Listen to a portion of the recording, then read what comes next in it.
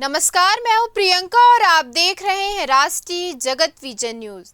राहुल गांधी की एक फैन ऐसे हैं जो पिछले 11 वर्षों से बिना चप्पल पहने नंगे पांव पूरे भारत में भ्रमण कर रहे हैं। जहां जहां राहुल गांधी रैली या जनसभा करने जाते हैं, दिनेश शर्मा वहां पहुंच जाते हैं। उनका कहना है कि वे तब तक बिना चप्पल के राहुल गांधी के चोला में रहेंगे जब तक उनके सिर पर प्रधानमंत्री का ताज नहीं रखा जाता।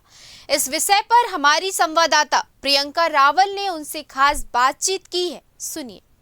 राहुल गांधी के एक ऐसे फैन को शायद ही आपने कभी देखा होगा। मैं आपको एक ऐसे फैन से मिलाना चाहती हूँ जिनका नाम है दिनेश और ये हरियाणा के जिंद से आते हैं। तो ये राहुल गांधी के इतने बड़े फैन हैं, इनका एक दृढ़ संकल्प है जो इन्होंने कहा है कि राहुल गांधी जब तक प्रधानमंत्री नहीं बन जाते तब तक ये चप्पल या जूते नहीं पहनेंगे।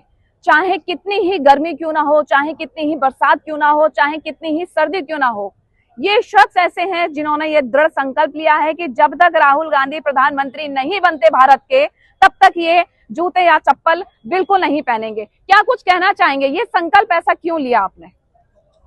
इस संकल्प के पीछे हमें बहुत पीछे जाना पड़ेगा, क्योंकि जब हमारा देश अंग्रेजों की बेड़ियों से बंधा हुआ था, इस देश को आज़ादी दिलाने में अगर सबसे बड़ा रोल आपको नजर आएगा तो इसी कांग्रेस पार्टी के तमाम उन नेताओं का आपको रोल दिखेगा जिन्होंने अंग्रेजों के खिलाफ एक जंग की शुरुआत की थी और इस देश को आज़ादी दिलवाई थी। तो ये जूते उतारने का संकल्प आपने क्यों लिया? यानी कि मतलब ये जैसे कि हम लोगों ने और भी वीडियोस में देखा है कि दिनेश जी ने जो है जूते उतारने का संकल्प लिया है। अगर आप काम करोगे तो आपको दृढ़ संकल्पित होना पड़ेगा।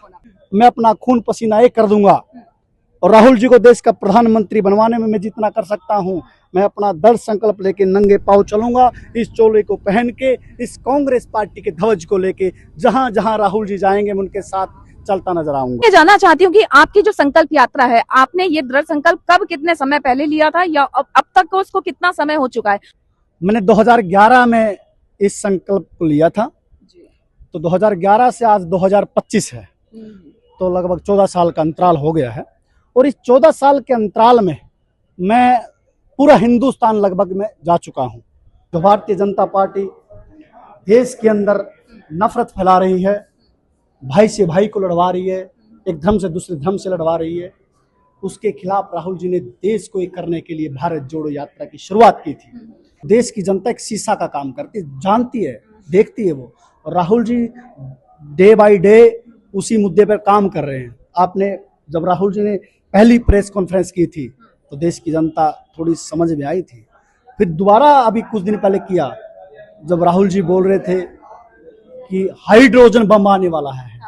हाइड्रोजन बम तो अभी नहीं आएगा और देश के सामने सब सबूत रखे जाएंगे और दिखाया जाएगा कि देश का सबसे बड़ा चोर देश की उस गद्दी पर विराजमान है तो देश को बरगलाने का काम करता है, बेवकूफ बनाने का काम करता है। देश की जनता जब समझ जाएगी उसको गद्दी से उठाएगी और राहुल जी देश के प्रधानमंत्री बनेंगे। बहुत बहुत धन्यवाद। बहुत शुक्रिया। तो ये थे हमारे साथ दिनेश जी। हालांकि ये तो देखने वाली बात होगी कि हाइड्रोजन बम वो किस प्रकार फूटता है या वो फुस होता है। हालांकि राहुल गांधी ने तो ये कह दिया है कि कुछ ही समय बाद वो है एक हाइड्रोजन बम को फोड़ने वाले हैं। खैर ये तो आगे वाला समय बताएगा। फिलहाल इस खबर में इतना ही। देश प्रदेश की खबरों से अपडेटेड रहने के लिए हमारे चैनल को सब्सक्राइब करें और नए खबरों की नोटिफिकेशन के लिए बेल आइकॉन जरूर दबाएं। नमस्कार।